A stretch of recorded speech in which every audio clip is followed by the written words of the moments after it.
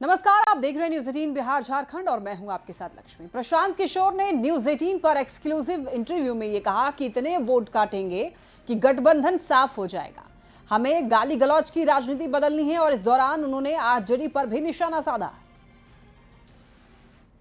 बिहार में अगले कुछ हफ्तों में चुनाव होने वाले हैं और आपको एक ऐसी शख्सियत से मिलवाते हैं जो अब तक तो राजनीति के दांव पेच अखाड़े से बाहर रह के नेताओं को सिखाते थे। पहली बार खुद अखाड़े में उतर गए हैं। हमारे साथ प्रशांत किशोर हैं, पीके। आप लोग जानते हैं प्रशांत किशोर जी, मजा किसमें ज्यादा था, बाहर से दांव पेच सिखाने में या खुद मैदान में कूद जाने में? नहीं, काम तो हम वही कर रहे हैं जो पहले कर रहे थे। हाँ। पहले नेताओं और दलों को दाव पेच सिखा रहे थे, अब बिहार की जनता के लिए वो काम कर रहे हैं। हाँ। पहले दलों को, नेताओं को राजा बनाने की रणनीति बनाते थे, अब बिहार की जनता को, बिहार के युवाओं को राजा बनाने की रणनीति बना रहे हैं। एक बात मैं आपसे पूछना चाहता हूं, जब 2017 में आप कांग्रेस के लिए स्ट्रेटेजी प्लान कर रहे थे तब आपने कहा मुझे एक चेहरा चाहिए, डिसिसिव चेहरा चाहिए और गांधी परिवार का चेहरा चाहिए, प्रियंका गांधी चाहिए जी। तो यहाँ के लोगों को आप क्यों वंचित कर रहे हैं, क्यों नहीं चेहरा देते कि प्रशांत किशोर चेहरा है हमारा? क्योंकि हर चुनाव का एक अपना टेक्सचर है, हर चुनाव की एक अपनी मर्यादा है, हर चुनाव की एक अपनी रणनीति है, कट एंड पेस्ट नहीं है। उस समय हमारी जो सोच थी कि यूपी में उस तरीके से उसको जीता जा सकता था, और आज की सोच ये है कि बिहार में कोई एक चेहरा, एक व्यक्ति इसको नहीं जीत सकता है। जब तक पूरे बिहार के लोग एक साथ में आकर नहीं खड़े होंगे तब तक इस लड़ाई को जीता नहीं जा सकता। तो आप किसका वोट बैंक ले रहे हैं? आप अपना ले रहे हैं कि बीजेपी? क्योंकि बीजेपी तो कह रही है कि वोट कटवा है प्रशांत। बिल्कुल ठीक है, मैं वोट, देखिए पहले महागठबंधन वालों ने कहा मैं वोट कटवा हूँ। हाँ। फिर अब बीजेपी वाले कह रहे हैं, तो मैं तो पहले कैमरे पे कहता हूँ भाई जनसुराज वोट कटवा पार्टी है, लेकिन ये दोनों का वोट काट रहा है और इतना वोट काट रहा है कि दोनों कट के साफ हो जाएंगे। सरकार बन जाएगी जनसुराज की? बिल्कुल, जनसुराज जीत कर आएगा। कैमरे पर नोट कर लो और आज की तारीख भी नोट कर लेना। जैसे बंगाल में लोगों ने नोट किया था वैसे लोग नोट कर लें। जब आप नवंबर में आओगे बिहार में इतिहास रचते हुए आप देखोगे। अच्छा, एक चीज बताइए, आप तो मुद्दों की राजनीति करते हैं, आप कह रहे हैं पलायन मुद्दा है, बेरोजगारी मुद्दा है, पढ़ाई लिखाई मुद्दा है, लेकिन यहाँ की जो सियासत है, आप देखिए प्रधानमंत्री की मां को गाली पहली बार, अब कल फिर, इस पे क्या कहेंगे आप? देखिए, गाली गलौज की राजनीति जो यही बदलने की तो बात हो रही है।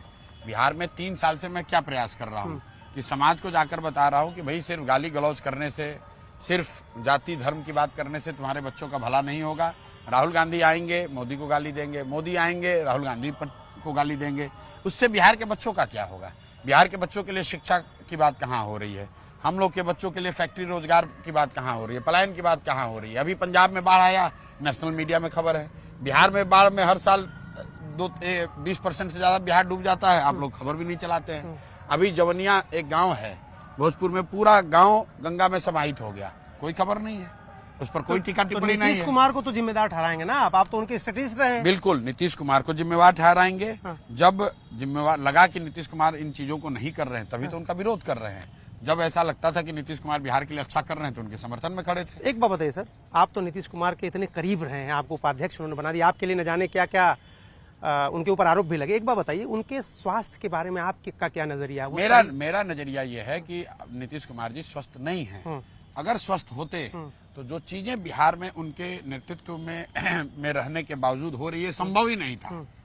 नीतीश कुमार के रहते हुए लोग अपने परिवारजनों को पार्टी में बड़े जगहों में सरकार में बैठा दें, ये संभव नहीं है। नीतीश कुमार के रहते हुए इस तरह का भ्रष्टाचार हो, ये संभव नहीं है। हम भी तो नीतीश कुमार को जानते हैं। नीतीश कुमार किसके कहने पर काम कर रहे हैं? किसी के कहने पर काम नहीं कर रहे हैं, वो काम करने की स्थिति में ही नहीं। तो फिर उनको मुख्यमंत्री रहना चाहिए? नहीं रहना चाहिए, इसीलिए तो उनको बताया भी। उनसे जब हम लोग मिले, आपने सलाह दी थी कि आप मत बनिए मुख्यमंत्री? अरे जब वो चुनाव का रिजल्ट आया तब भी बताया, उसके बाद जब मेरे से 2 बार मिले तब भी, 3 बार मिले तब भी बताया कि अब आप अपनी गरिमा अगर इसी में है कि आप इसको छोड़ दीजिए और जनता को मौका दीजिए, जिसको चुनना है वो चुने। और अगर उन्होंने ये बात मानी होती तो इतिहास में चाहे कुछ भी होता, ये लिखा जाता कि नीतीश कुमार का एक अच्छा मुख्यमंत्री नीतीश कुमार थे। लेकिन आज ये 2-3 साल का जो दौर पीछे का चला है, अब नीतीश कुमार की जब लेगेसी लिखी जाएगी तो ये लिखा जाएगा कि नीतीश के मुख्यमंत्री रहते हुए सबसे भ्रष्टतम सरकार बिहार में थी। देखिए, मनमोहन सिंह जी बहुत ईमानदार व्यक्ति थे, लेकिन एक दौर आया जबकि पूरे देश ने मान लिया कि मनमोहन सिंह चाहे जितना ईमानदार हो, यूपीए की सरकार भ्रष्ट है, लोगों ने उनको हटा दिया। वही चीज नीतीश जी के साथ। एक और सवाल आपसे है कि राहुल गांधी ने कई मुद्दे उठाए और आपने कुछ मामलों में उनका समर्थन भी किया। ये जो वोट चोरी का मुद्दा है, डिलीशन का, ऐड करने का एक ही पते पर, इसको लेके आप क्या? देखिए, मैं राहुल गांधी के समर्थन में इसलिए नहीं बोल रहा हूँ कि वो राहुल गांधी हैं, इसलिए बोल रहा हूँ कि वो देश में लोकतंत्र में विपक्ष के नेता है और एक तरीके से 60 करोड़ लोग के वॉइस है। वो किस दल के हैं, वो अच्छे हमको लगते हैं नहीं लगते, उसका कोई महत्व नहीं है। लेकिन जब वो विपक्ष के नेता हैं और उन्होंने तथ्य रखे हैं कुछ वोटर डिलीशन के, एडिशन के, वोट चोरी के, जो भी शब्द इस्तेमाल कर लीजिए, तो मुझे ऐसा लगता है कि इलेक्शन कमीशन की ये जवाबदेही है कि उन मामलों पर तथ्यों पर पॉइंट वाइज उसका रिबटल करे। और अगर वो जवाब नहीं है तो इलेक्शन कमीशन को ये कहना चाहिए था कि भाई ये मामले इन्होंने उठाए हैं, इसकी हम लोग जांच करके इसको जनता के बीच में रखेंगे। ये कहने से कि एफिडेविट करिए, ओथ कीजिए, इसका कोई महत्व नहीं है। आप विपक्ष के नेता ने चुनाव की प्रक्रिया पर सवाल उठाए हैं, उसका जवाब इलेक्शन कमीशन को देना चाहिए। दो तीन छोटे छोटे सवाल हैं। एक तो शैडो, आप तो जानते हैं, आप तो विदेश में रहे हैं, शैडो कैबिनेट बनती है, शैडो पीएम बनते हैं पूरी दुनिया में। नेता विपक्ष के रूप में आपको लग रहा है राहुल गांधी ने बहुत सुधार किया अपने अंदर? क्या आपको लग रहा है कि वो बरक्स मोदी के खड़े हैं कहीं पर भी, और वो आगे कोई उम्मीद बन सकते हैं विपक्ष की? बिल्कुल बन सकते हैं भाई। कांग्रेस का जो नेता है, देश में विपक्ष का नेता है, वही तो आगे उम्मीद की तरह लोग देखते हैं, अनलेस कि वो फेल हो जाए और कोई दूसरा आदमी आकर उनको विपक्ष के नेता के तौर पर भी रिप्लेस कर दे। ये संभव है कि कोई पीछे से आकर नेता पक्ष और प्रतिपक्ष दोनों को हटाकर आगे निकल जाए। लेकिन आज की तारीख में और जो व्यवस्था है उसमें तो सही है, जो नेता विपक्ष है उसी को लोग देखते हैं कि ये आगे चुनौती देंगे। अच्छा, एक सर, लालू परिवार के आप बहुत लगातार जो है उनके ऊपर भी अटैक करते रहे, हमले करते रहे हैं। लालू परिवार, मैंने तेजस्वी से पूछा आपके बारे में, प्रशांत किशोर जी आपके बारे में कहते हैं, वो कह रहे हैं मैं अब ध्यान ही नहीं देता उनकी बातों पर, बोलने दीजिए उन्हें। ठीक बात है, वो क्यों ध्यान देंगे? मतलब आप ये देखिए कि मैं लालू जी के व्यक्तिगत एकमात्र ऐसा आदमी बिहार में है जो कि राजद के से भी ज्यादा, मैं मन से कहता हूं कि लालू जी के राज में शुरुआती सालों में जब लालू जी जीत कर आए तो बिहार में एक तबके को, गरीब को, पिछड़े को, वंचित को आवाज और सम्मान मिला, और इस बात के लिए लालू जी का सम्मान होना चाहिए। लेकिन जिस तबके को उन्होंने आवाज दी, सम्मान दिलाया, उस तबके के बच्चों को उन्होंने पढ़ाई की व्यवस्था नहीं की, उसको रोजी रोजगार कभी नहीं किया। बिहार में लालू यादव ने कभी भूमि सुधार की बात नहीं की। तो उन बच्चों को उन्होंने आवाज दे दी और उसके हाथ में झंडा पकड़ा दिया कि तुम मेरा और मेरे बच्चों का नारा लगाते रहो, अपने और अपने बच्चों की चिंता मत करो। तो हम वो व्यक्ति हैं जो कह रहे हैं कि जो लालू जी ने अच्छा किया है उसके लिए उसका सम्मान होना चाहिए, और जो उन्होंने नहीं कर पाए उसके लिए उनका विरोध होना चाहिए। तेजस्वी यादव का तो कुछ है ही नहीं। लेकिन सुनिए ना, आपने मदद की ना तेजस्वी यादव की? कभी नहीं। आपने पिछले चुनाव में क्यों दोनों के लिए ज्वाइंट कैंपेन आपने किया? आपने मुलायम, आपने सॉरी लालू यादव की तस्वीर हटवा दी। बिल्कुल, आप सुनिए, आपने ठीक बात कही। आप 2015 की बात कर रहे हैं। 2015 में तेजस्वी यादव कहीं थे ही नहीं। 2015 में पहली बार तेजस्वी यादव को एमएलए का चुनाव लड़ाया गया। उस पूरे चुनाव अभियान को नीतीश जी और लालू जी और प्रशांत किशोर चला रहे थे। तेजस्वी यादव की उसमें कोई भूमिका नहीं थी। जो आप बात समझिए, तेजस्वी यादव तो सिर्फ लालू यादव के लड़के हैं इसलिए नेता हैं। तेजस्वी यादव ने अभी अपना कुछ नहीं किया है। उसी संदर्भ में मैं कहता हूं कि भाई अब तो खुद ये 9th फेल हो गए, क्रिकेटर बने नहीं, और राजनीतिक नेता के तौर पर या समाज के स्तर पर उन्होंने कोई बिहार में ऐसा काम किया नहीं है। लालू यादव के लड़के हैं इसलिए राजद के नेता हैं। जरा आप तो स्ट्रेटेजिस्ट इतने बड़े हैं, पता नहीं कितने चुनाव लड़ाए जिताए आपने, रिकॉर्ड आपका इतना बढ़िया, जरा यहाँ के बता दीजिए जरा। आपको तो नजर आ रहा होगा क्या होने वाला है? बिल्कुल निश्चित है। जब आप कह रहे हैं कि बदलाव निश्चित है तो इसका मतलब है कि नीतीश कुमार का एनडीए का जाना तय है। इस बात को लिख लीजिए। तो आना किसका तय? मैं आप बता रहा हूँ। अब जनता के पास दो विकल्प है। एक विकल्प यह है कि जो पुरानी व्यवस्था थी राजद की, जंगल राज वाली, उसी जो फिर नया चोला ओला पहन कर आए हैं, कलम फेंक रहे हैं, नौकरियों की बात कर रहे हैं, तो जनता को यह तय करना है कि जो लोग जंगल राज के लिए दोषी थे क्या उनको वापस से मौका दिया जाए, या फिर एक नई व्यवस्था जो जन स्वराज बन रही है, जो अभी टेस्टेड नहीं है लेकिन एक नई व्यवस्था है, इस पर दाव लगाया जाए। दोनों ही केस में बदलाव निश्चित है। बिहार में नवंबर में नीतीश कुमार मुख्यमंत्री नहीं रहेंगे, नया मुख्यमंत्री बनेगा। कौन बनेगा अब ये जनता तय कर लेगी। ऐसा तो नहीं कहीं आप इशारा कर रहे हैं कि नीतीश कुमार नहीं बनेंगे लेकिन बीजेपी का बन सकता है? मैं कह रहा हूँ अभी की जो व्यवस्था वो तो गई। हाँ, अच्छा, ये पूरी ये गठबंधन ही गया। ये भाई अगर आप कहीं बिहार में घूम लीजिए, बदलाव की बात तो हर व्यक्ति कर रहा है। ठीक है, चाहे आप किसी जाति के हों, किसी धर्म के हों, किसी दल के समर्थक हों, बदलाव तो सब चाहते हैं। अब बदलाव के बाद लाना किसको है, उसमें लड़ाई है कि भैया पुराने वाले जंगल राज को लाना है कि जनसुराज को लाना है। न्यूज़ 18 इंडिया से बात करने के लिए प्रशांत जी आपका बहुत बहुत धन्यवाद। वहीं न्यूज़ 18 पर एक्सक्लूसिव इंटरव्यू में डिप्टी सीएम सम्राट चौधरी ने पीएम की मां को अपशब्द कहने पर यह कहा कि लालू परिवार की सभा में गाली दी जा रही है। आरजेडी की यही संस्कृति है, गुंडे यही बोलते हैं। हमारे साथ बिहार की सियासत में सबसे ज्यादा वोकल यानी अपनी राय बेबाकी से रखने वाले एक ऐसी शख्सियत हैं जो उप मुख्यमंत्री हैं, सम्राट चौधरी नाम उनका। उनके बयान अक्सर बिहार की सियासत और देश की सियासत में हलचल मचाते रहते हैं। सम्राट चौधरी जी हैं। सम्राट चौधरी जी, एक बात बताइए जरा, मन तो आपका भी करता होगा, दिल आपका भी करता होगा, भारतीय जनता पार्टी ने पूरा देश जीत लिया, बहुत सारे राज्यों में सरकार बना ली, केंद्र में 3 बार सरकार बना ली, बिहार में सीधे मैं सवाल कह रहा हूं कि बीजेपी का मुख्यमंत्री कब आपको लगता है मिल पाएगा? नहीं, बीजेपी और सहयोगी दोनों मिलकर ये 2000 से लगातार नीतीश कुमार जी के नेतृत्व में हम सरकार बना रहे हैं। ये बीजेपी और एनडीए की ही जीत है, कोई गलतफहमी नहीं है। 2000 में भी नीतीश जी के पास 32 विधायक थे, तब भी समर्थन।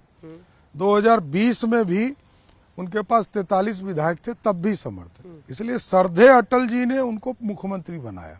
वो स्वयं कहते हैं, मंचों से कहते हैं। और ये सिर्फ एक एक्सपेरिमेंट नहीं है। 1990 में लालू प्रसाद जी को भी पहली बार मुख्यमंत्री भाजपा के सहयोग से बने। इसलिए बिहार में भारतीय जनता पार्टी जो 77 में कुनबा बना था, जिसमें लालू नीतीश दोनों थे, उस पूरे गठबंधन को बिहार में लगातार समर्थन करने का काम किया है। जरूर है, आप जो बात बोल रहे हैं कि एक स्वतंत्र पार्टी के तौर पर हम लड़ते भी रहे हैं, बीच के कालखंड में स्वतंत्र भी लड़े हैं, लेकिन यहाँ क्योंकि श्रद्धेय अटल जी ने नीतीश कुमार जी को नेतृत्व दिया, जबकि हमारे 70 विधायक थे, इसलिए आज भी उनको बिहार के विकास के लिए नेता मानते रहे। सवाल आपसे ये है कि प्रधानमंत्री की मां को गाली का एक वाकया हुआ, फिर दूसरा वाकया हो गया, आप क्या कहते हैं इस पर? ये तीसरा है। अच्छा। दुर्भाग्य ये है, यही मैं कहना चाहता हूँ कि कांग्रेस पार्टी और राजद को यह स्पष्ट करना चाहिए।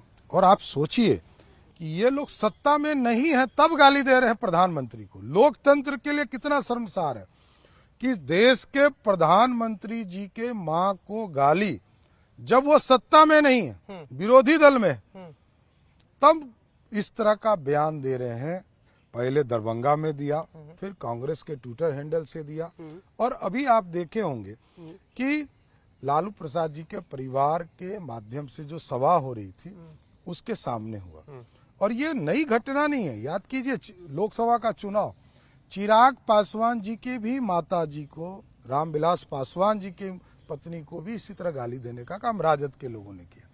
ये इनके संस्कृति में है, इनके गुंडे यही बोलते हैं। और मेरा ये मानना है कि आपके यदि कंट्रोल में नहीं है तो आपको माफी मांगनी चाहिए। कोई भी इस तरह का अपराध करता हो तो अपराधी है। इसलिए ये मानसिकता है कांग्रेस पार्टी, क्योंकि अपने ट्विटर हैंडल से चला रही है, तो यह स्पष्ट दिखता है कि इसकी मानसिकता, कांग्रेस पार्टी की मानसिकता है कि राजतंत्र जिनके हाथ में था वो लोकतंत्र को बर्दाश्त नहीं कर पा रहे। तो पहले वाली घटना के बाद जो मुख्य आरोपी अभी तक फरार है, सरकार तो आपकी है, पुलिस आपके पास है, गृह मंत्रालय आपकी सरकार के पास है, उसको पूरी तरह कार्रवाई चल रही है। जरूरत पड़ा तो सबको ध्वस्त भी किया जाएगा, कहीं कोई इशू नहीं है। बुलडोजर भी चलेगा क्या? नहीं, कार्रवाई होगी। और यदि कुर्की जब्ती के बाद वो उपलब्ध नहीं हुए तो उनके घर के ऊपर कार्रवाई भी चले। अच्छा, तेजस्वी यादव ने जो हमला किया आपके ऊपर, लेकिन वो तो पीछे चला गया, अब तो नए आ गए, प्रशांत किशोर जी। आपने सुना ही होगा उन्होंने क्या कहा। उन्होंने कहा कि 7वीं पास है। अभी तो मैंने कहा मर्डर एक्यूज्ड है। मैंने आप वही तो मैं कह रहा हूँ कि ये अभी नौसिखिया बच्चा है राजनीति का, अभी 4 दिन पहले राजनीति में आया है। ये घटना 1995 का है। 2 गैंग वार हुए, कांग्रेस पार्टी और जनता दल का जी। उसमें हम लोगों को फंसाया गया। और इनको ये ज्ञान नहीं है। एक वरिष्ठ पत्रकार ने कल पेपर में लिखा, मैंने सार्वजनिक तौर पर कहा कि डिलीट की उपाधि दी जाती है, मानद दी जाती है। अब इसको किसी को जानकारी नहीं है, तब हम क्या कर सकते हैं। जो इस देश का सौदागर हो, सौदा करने वाला, सौदा बेचने वाला, गांव में देखते होंगे सौदा बेचने वाला होता है, ये सब बेचने वाले लोग हैं। ये बिहार की राजनीति में अभी 4 दिन पहले आए, इनको कोई एहसास नहीं है, पता ही नहीं है। मैं लोअर कोर्ट लड़ा, सुप्रीम कोर्ट लड़ा, हाई कोर्ट लड़ा, सबसे बाइज्जत बरी होकर बैठा हूं। और ये गैंगवार आपस की लड़ाई थी, हमारा अपराध से कोई लेना देना। मैंने तो एक चीटी भी नहीं मारा होगा, मैं यही कहते रहा कि यदि इस अपराध में हमको फंसाया नहीं गया होता तो मैं राजनीति में ही नहीं आता। ये मैं कह रहा हूं। ये तो 3 साल तक मैं केस लड़ता रहा, तब जाकर बाइज्जत बरी हुआ, तब जाकर मैं बिहार की राजनीति में आ पाया। सम्राट चौधरी जी बहुत बहुत धन्यवाद न्यूज़ 18 इंडिया से बात करने के लिए। सम्राट चौधरी जी कह रहे हैं कि कौन पार्टी नहीं चाहती कि उसका अपना चीफ मिनिस्टर हो, लेकिन अटल बिहारी वाजपेयी जो व्यवस्था दे के गए हैं, फिलहाल पार्टी उसी पर टिकी है। नीतीश कुमार ही मुख्यमंत्री हैं और नीतीश कुमार ही मुख्यमंत्री रहेंगे। कैमरामैन राकेश नेगी और अश्विनी के साथ अरुण सिंह, न्यूज़ 18 इंडिया। तो आपने सुना कि क्या कुछ कह गए सम्राट चौधरी इस धमाकेदार इंटरव्यू में। चलिए बढ़ते हैं खबरों में आगे। देखिए, बिहार चुनाव में इस बार शब्दों की मर्यादा जो है पूरी तरह से तार तार होती हुई दिखाई दी और हमने ये देखा कि किस तरीके से धमाकेदार इंटरव्यू में सम्राट चौधरी ने क्या कहा। चलिए इसी के साथ इस बुलेटिन में फिलहाल के लिए इतना ही। तमाम खबरों के लिए आप देखते रहिए न्यूज़ 18 बिहार झारखंड।